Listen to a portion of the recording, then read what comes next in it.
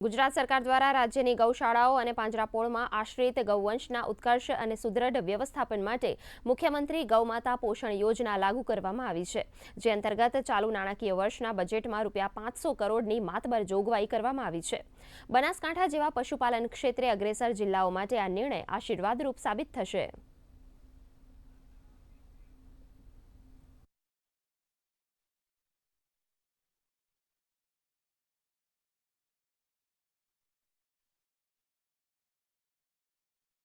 વર્ષોથી ગૌશાળા પાંજરાપોળના સંચાલકોની માગણી હતી।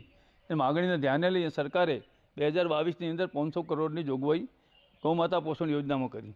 એને આજે પણ 2026-27માં બજેટમાં નાણામંત્રીશ્રીએ રિપીટ કરી છે। ખરેખર સરકારનો ખૂબ ખૂબ આભાર છે।